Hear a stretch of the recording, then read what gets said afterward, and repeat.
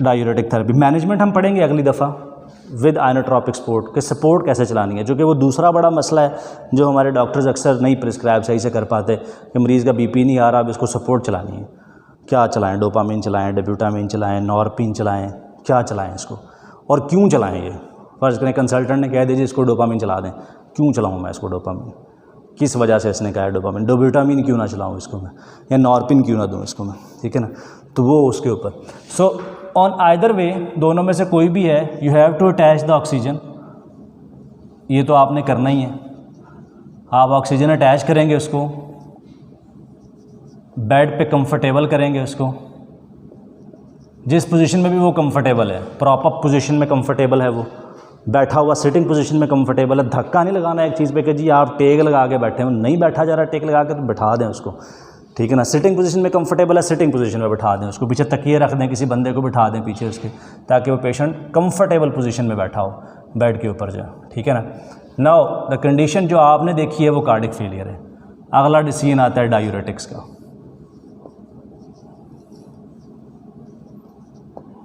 तो cardiac failure में diuretics को डिस्कस करने से पहले 3-4 मोटी मोटी चीज़ें कि what does these drugs do.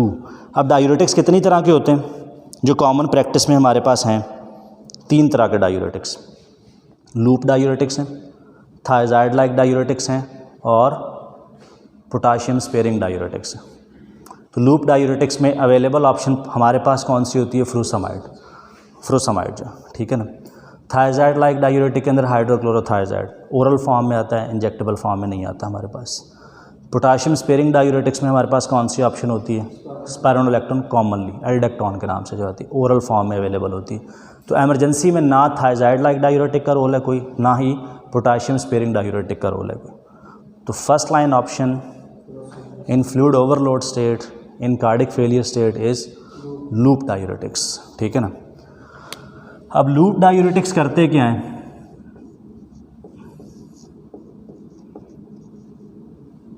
इन्होंने करना क्या होता है? They basically block sodium potassium 2 chloride को ट्रांसपोर्टर, ये इसका ब्लॉक करना होता है इसको। कहाँ पे? असेंडिंग लिम्ब पे, ठीक है? दे induce diuresis by blocking this channel.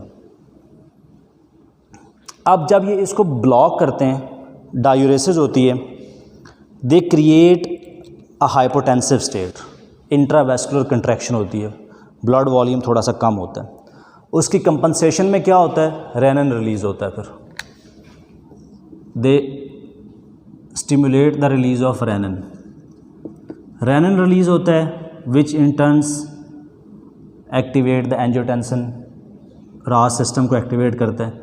जो एंजियोटेंसिन फॉर्मेशन होती है दैट काज वेजोकंस्ट्रिक्शन। वेजोकंस्ट्रिक्शन से क्या होता है? आफ्टर लोड बढ़ता है, तो उससे क्या होगा? आफ्टर लोड बढ़ेगा तो हार्ट के ऊपर प्रेशर बढ़ता है इन रिटर्न जो है। सो अब ये this is how they work. Loop diuretics cause diuresis which in turns creates intravascular contraction, blood volume vessel के अंदर कम होता है। That stimulate the renin, that stimulate the angiotensin system, that cause vasoconstriction which increase the after load over the heart. तो एक Fehling heart को ये काबिल कबूल चीज़ नहीं है। तो how we should prescribe the diuretics, ये वो चीज़ बताइए पहले जो आपको नहीं पता, ठीक है ना, ताकि आपको आइडिया हो कि ये देने किस तरह से हैं। एक जो यूजुअल चीज़ है जो लिखी होती है कि what does loop diuretics do, they cause venodilatation which in turn decrease the pre load, that's how they facilitate the cardiac failure. Second number पे ये क्या कर रहे होते हैं? डायूरेसिस करते हैं, उससे ट्रांसवेस्कुलर शिफ्ट होता है, एक्स्ट्रा सेलुलर फ्लूइड जो है वो, ये extra vascular fluid intravascular space में जाता है, जिससे जो एल्वुलाई के अंदर फ्लूइड आया होता है वो सारे का सारा वेसल में चला जाता है, वहाँ से किडनी के ज़रिए निकल जाता है, पल्मोनरी एडीमा जो है वो इम्प्रूव हो जाता है। काफ़ी हद तक जो है, ठीक है ना। शिफ्ट ऑफ फ्लूइड होता है और which in term improve the overload state जो। अब ये पहली चीज़ बताने का मकसद क्या है? पहली चीज़ बताने का मतलब ये है कि loop diuretics has no role in hypertension. In fact they are contraindicated in hypertension. BP कम नहीं करते ये, बहुत ट्रांजिएंट इफेक्ट आता है कि एक डायूरीज कर देते हैं, बीपी थोड़ी देर के लिए नीचे जाता है, लेकिन कंपनसेशन में क्या होता है? रेनिन एक्टिवेट होगा, एंजियोटेंसिन एक्टिवेट होगा, वेजोकंस्ट्रिक्शन होगी, टोटल पेरिफेरल रेजिस्टेंस बढ़ेगी, बीपी दोबारा शूट कर जाएगा। तो जो एक कॉमन माल प्रैक्टिस है हमारी ईआर के अंदर कि बीपी 180/100 आया, 60 मिलीग्राम लेसिक्स लगा दिया, 40 मिलीग्राम लेसिक्स लगा दिया, कर रहे होते हैं या नहीं कर रहे होते? बहुत सारे लोग इमरजेंसी में करते हैं। Loop diuretics are contraindicated in management of hypertension, isolated hypertension, कोई रोल नहीं है इसके अंदर। They are only indicated in volume overload state, जैसे कार्डिक फेलियर में दे सकते हैं आप, CLD विद वॉल्यूम ओवरलोड में दे सकते हैं आप, CKD विद वॉल्यूम ओवरलोड के अंदर दे सकते हैं आप। सब के साथ वॉल्यूम ओवरलोड लाजमी लगता होता है। एक स्टेबल कार्डिक फेलियर का पेशेंट है, ओवरलोड में नहीं है, लीन मैस में है, अपने कोई ओवरलोड नहीं है, उसको डायूरेटिक्स ना दें, बंद कर दें उसके। आप देंगे हाइपरटेंशन में जाएगा वो, मॉर्टेलिटी बढ़ेगी, मॉर्बिडिटी बढ़ेगी उसकी जो है। DCLD का पेशेंट है, लीन बॉडी मैस अचीव कर चुका है, कोई एक्स्ट्रा पानी नहीं है उसके जिस्म में, नहीं दें डायूरेटिक, कोई फ़ायदा नहीं है, there is no morbidity mortality benefit. CKD का पेशेंट है, लीन बॉडी मैस अचीव कर चुका है, कोई ओवरलोड स्टेट के अंदर नहीं है, there is some benefit in proteinuria, कि प्रोटीन यूरिया डायूरेटिक्स कम करते हैं CKD के अंदर, जिसकी वजह से हम वो वहाँ पे आंखें बंद करके दे सकते हैं, लेकिन उसमें भी there is no extra benefit in morbidity and mortality. So पहली चीज़ ये बताने की ये थी कि no role in management of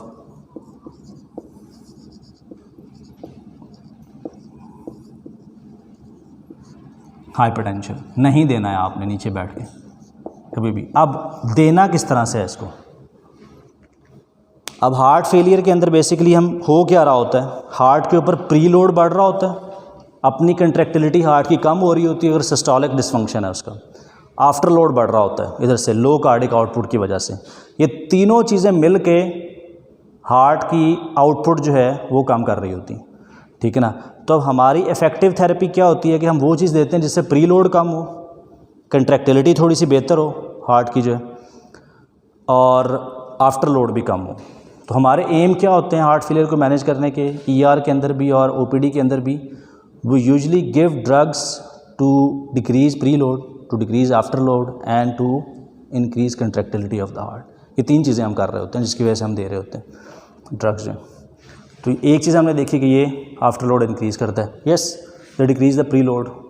दूसरा, ये जो एक्स्ट्रा एल्वुलर फ्लूइड आया होता है उसे भी कम करता है। ये दो काम सही कर रहा होता है, आफ्टर लोड बढ़ा रहा होता है। तो जब भी आपने डायूरेटिक्स प्रिस्क्राइब करने हैं इमरजेंसी के अंदर, तो you will prescribe under cover of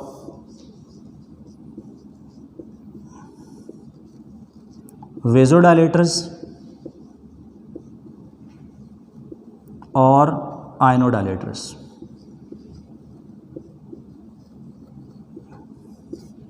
ताकि वो वाला इफेक्ट ना आए, या आप वेजोडाइलेटर के कवर में दें उसको, या आप आयनोडाइलेटर के कवर में दें उसको।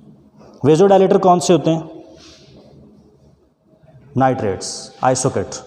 अगर एक पेशेंट का ब्लड प्रेशर हार्ट फेलियर के साथ नॉर्मल है या ज़्यादा है, हमने तीनों सिनेरियो पढ़े थे ना कि बीपी कम भी हो सकता है, नॉर्मल भी हो सकता है, हाई भी हो सकता है।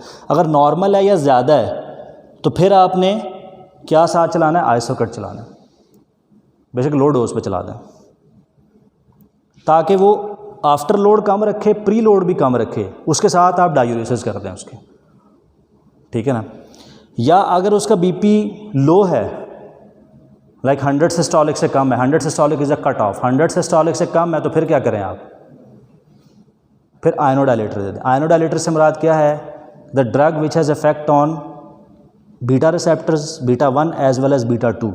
बीटा 1 के ऊपर एक्ट करेगी तो कंट्रैक्टिलिटी बढ़ाएगी, बीटा 2 पे एक्ट करेगी तो टोटल पेरिफेरल रेजिस्टेंस कम करेगी, पेरिफेरल वेजोडाइलेटेशन करवाएगी। तो डेब्यूटामीन, या डेब्यूटामीन के कवर में चलाएं इसको आप, या आइसोकेट के कवर में चलाएं आप, ऑन द सेफर एंड। जब भी आपने डायूरीज करना है पेशेंट को। दूसरा असूल याद हो गया। पहला क्या था? Diuretics have no role in management of hypertension, नहीं देना है हाइपरटेंशन में। Second thing, diuretics should be given under cover of either vasodilators और आयनोडाइलेटर्स। ये मैं आईसीयू प्रोस्पेक्टिव से बता रहा हूँ, मैं मेडिकल कार्डियोलॉजी प्रोस्पेक्टिव से नहीं बता रहा, वो नहीं बिलीव करते इस चीज़ को। तो मैंने कार्डियोलॉजी वालों को देखा भी है, इवन कार्डियोलॉजी की टेक्स्ट बुक्स में भी वो कहते हैं दें, आप आंखें बंद करके दें, ठीक है ना, डायूरेटिक्स। लेकिन क्रिटिकल केयर प्रोस्पेक्टिव से ये दोनों चीज़ें आपने ख्याल रखना है इसका। अब तीसरी चीज़ सबसे अहम जो है, डायूरेटिक्स शुड बी गिवन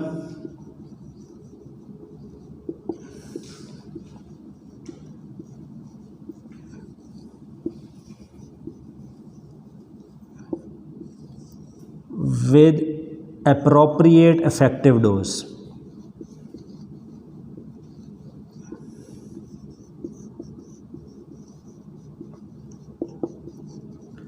ये सबसे अहम चीज़ है कि आपको इफ़ेक्टिव डोज कैलकुलेट करनी आनी चाहिए कि मैंने किस मरीज़ को कितनी डोज देनी है और क्यों देनी है। ये नहीं कि ये ज़्यादा हाँफ रहा है, ऑक्सीजन लेवल कम है, बीपी ज़्यादा है इसका, इसको 100 मिलीग्राम दे दो, इसको 80 दे दो, इसको 60 दे दो, इसको 40 दे दो ना। पेशेंट की कंडीशन जो है दैट डजंट डिफाइन कि इसको कितने मिलीग्राम लेसिक्स देना है आपने। You have to determine the single effective dose of frusemide. अब वो आप कैसे कैलकुलेट करते हैं? पहले आपने बेसलाइन देखनी है कि किस कंडीशन में कितना स्टार्टिंग डोज दे सकते हैं आप जो है। If the patient presented to you with decompensated cirrhosis, उसकी आपने डोज 20 मिलीग्राम से स्टार्ट करनी है। 10 असाइटीज़ के साथ आ गया है, you want to relieve the ascites, तो आपने क्या करना है, 20 मिलीग्राम डायूरेटिक देना है, इससे ज़्यादा नहीं देना है। हार्ट फेलियर का पेशेंट आता है, 40 मिलीग्राम से देना है आपने उसको। 40 मिलीग्राम से ज़्यादा से स्टार्ट नहीं करना है, वैसे जितना मर्जी हाँप रहा है, फ़ायदा नहीं होना उसको। 100 मिलीग्राम से कुछ ज़्यादा बेनिफिट नहीं हो जाना उसको उस वक्त जाए। हो सकता है वो हाइपरटेंशन में जाए, जो बेचारे का आउटपुट पहले कुछ बचा हुआ था वो भी जाए, उसके हाथ से लगा जाए बिल्कुल ही, ठीक है ना। सीकेडी का पेशेंट है, स्टार्टिंग डोज उसकी 100 मिलीग्राम होती है, 20, 40 एंड 100, ये स्टार्टिंग डोज है। You give the starting dose, आपने 40 मिलीग्राम दी आई सॉकेट चला के। नाउ आफ्टर 30 मिनट्स आपने 3 चीज़ें असेस करनी है, output, pulse and BP. If the patient has more than 500 ml of urine output after 30 to 45 minutes with stable heart rate and stable BP, कि blood pressure में more than 20 mmHg systolic fall नहीं आया है और heart rate जो है more than 20 beats per minute नहीं बढ़ा है, 10 to 20 बीट्स पर मिनट। इसका मतलब क्या है कि आपने जो डायूरेटिक्स की डोज दी है उसने अपना डिज़ायर्ड इफेक्ट भी अचीव कर लिया है। That single effective dose should cause almost ½ litre to 1 litre diuresis, इससे ज़्यादा नहीं करना था उसने। इतना ही डिज़ायर्ड इफेक्ट होता है कि एक डोज से इतनी डायूरेसिस हो कि ½ litre to 1 litre urine output आ जाए उसका जो, और उसका बीपी भी स्टेबल रहे, उसका पल्स रेट भी स्टेबल रहे, कि ना बीपी फॉल करे ना टैकीकार्डिया वर्स हो उसका। That is called single effective dose of frusemide. ये समझ आ गई इस चीज़ की? नहीं आई? क्योंकि बहुत दफ़ा होता है कि पेशेंट आया हाँप रहा है, 60 पे उसकी सैचुरेशन है, रिस्पिरेटरी रेट उसका 40 के ऊपर है, चेस्ट वो ऊपर तक भरी हुई है उसकी क्रैप्स के साथ जो है, लेटा जा नहीं रहा, बैठा हुआ है, आपने ऑक्सीजन अटैच की, थोड़ी बहुत ब्रोंकोडाइलेटेशन भी कर दी, हाथ पाँव आपके भी फूले में, आपने 100 मिलीग्राम, तो एक दफ़ा तो छाती साफ़ करूँ ना मैं इसकी किसी ना किसी तरह से। आप छाती साफ़ करते करते पेशेंट कोलैप्स, छाती क्या हुआ, इसे निकालना कैसे है पानी? इसने पहले वेसल से निकालना है, असेंडिंग लिम्ब बंद करना है, जितना इफेक्टिव जीएफआर आ रहा होगा वो निकाल देगा ये पकड़ के 1 लीटर तक। फिर पानी कहाँ से आना है? ब्लड वेसल से। इंट्रावेस्कुलर कंट्रैक्शन होगी, इंट्रावेस्कुलर कंट्रैक्शन होगी तो पहले बीपी गिरेगा ना, पहले तो इंट्रावेस्कुलर वॉल्यूम कम हुआ है, उसके बाद बाहर से अंदर आना है पानी, कि जो एल्वुलर स्पेस में पड़ा हुआ था या किसी भी थर्ड स्पेस में पड़ा हुआ था पानी, उसने वेसल में जाना है, फिर आगे से डायूरेसिस दोबारा होगी उसकी चल के। तो ये जो गैप आता है कि जिसमें आपकी वेसल से पानी निकल जाता है लेकिन एल्वोलाई का पानी अभी शिफ्ट नहीं हुआ होता वेसल के अंदर, दैट पीरियड्स काज हाइपोटेंशन। उससे मॉर्टेलिटी भी बढ़ जाती है, मॉर्बिडिटी भी बढ़ जाती है। तो इफ़ेक्टिव डायूरेसिस हमेशा स्लो होती है कि आप एडिक्वेट टाइम दें कि ½ लीटर टू 1 लीटर पानी निकले, उतना पीछे से आ जाए और पेशेंट के वाइटल स्टेबल रहें, वो ख़राब ना हो। इससे किडनीज़ की परफ्यूजन भी ठीक रहती है और हार्ट के ऊपर भी कोई नेगेटिव इफेक्ट नहीं आता है। So this is how you calculate the single effective dose, कि आप स्टार्टिंग डोज देते हैं, स्टार्टिंग डोज देने के ½ आवर के बाद आप आउटपुट देखते हैं, पल्स रेट देखते हैं, बीपी देखते हैं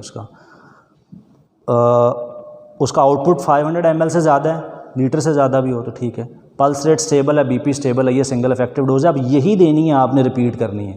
40 मिलीग्राम के शॉट्स अब आपने उसके क्लिनिकल स्टेटस को देखते हुए लगाते जाना है। उसको आर्ली 2 आर्ली रिपीट कर लें, या अगर उसको सिंगल शॉट देने के बाद क्लिनिकल कंडीशन इंप्रूव कर गई है उसकी, फिर उसको ट्वाइस अ डे देना है आपने। सिर्फ कि आपने आइसोकेट चलाई, ऑक्सीजन लगाई, 40 मिलीग्राम लैसिक्स दिया, 1 लीटर पानी निकला, पेशेंट कंफर्टेबल हो गया, चेस्ट भी काफ़ी हद तक क्लियर होगी उसकी, अक्यूट एमरजेंसी से निकल आया आपके। अब आप क्या करेंगे, 40 मिलीग्राम डायूरेटिक या लैसिक्स उसको बीडी में ऐड कर देंगे। ठीक है, ये सिंपल पहली चीज़ है।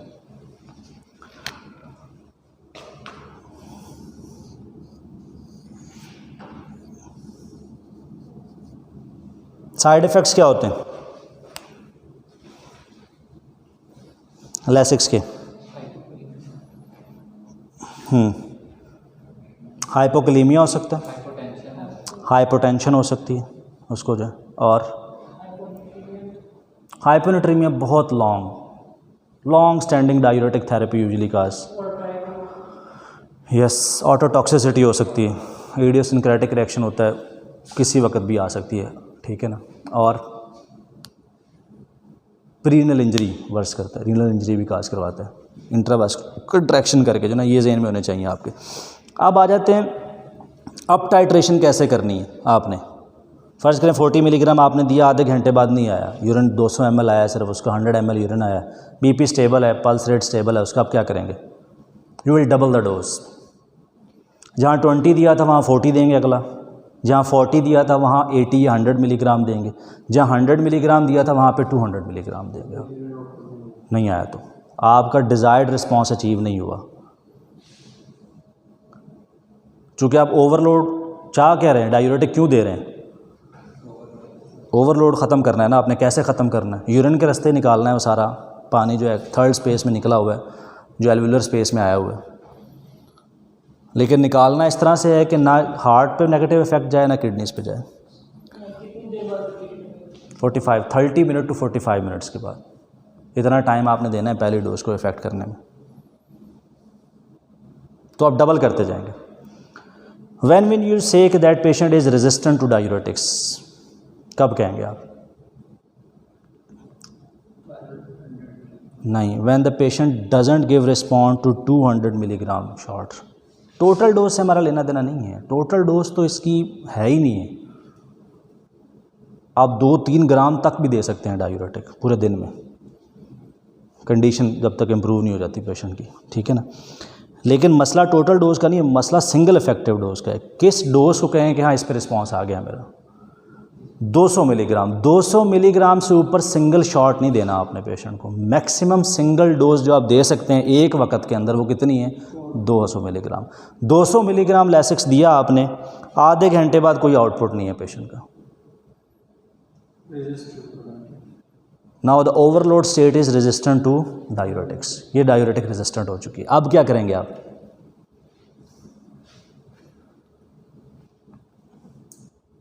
दो ऑप्शन है, या तो थायजाइड लाइक डायूरेटिक ऐड कर दें, जो कि हमारे पास आईवी फार्मूलेशन में नहीं आता है, देखना पड़ेगा, पूछना पड़ेगा फार्मासिस्ट से कि अवेलेबल है या नहीं। मेटोलाजोन ऐड कर सकते हैं, या हाइड्रोक्लोरोथायजाइड ऐड कर सकते हैं, या अल्ट्रा फिल्ट्रेशन करें। फिर आप डबल ल्यूमन डालें, अल्ट्रा फिल्ट्रेशन कर दें उसकी, डायलिसिस मशीन के ज़रिए पानी निकाल दें एक्स्ट्रा उसका जितना है, यूएफ कर दें, ठीक है। इसका मतलब ये भी शट डाउन हो गया ना, किडनीज़ भी नहीं निकाल पा रहे। ठीक है ना, इतनी इफेक्टिव डोज के बावजूद भी ये ब्लॉक नहीं हो रहा, that channel doesn't block with even 200 milligram of Lasix. तो अब क्या करेंगे, ये असेंडिंग लिम्फ तो किडनीज़ के अंदर है, किडनीज़ काम नहीं कर रही, अब अल्ट्रा फिल्ट्रेशन करेंगे आप उसकी, ठीक है। तो ये हो गया डायूरेटिक्स प्रिस्क्रिप्शन जो है। यहाँ तक कोई सवाल?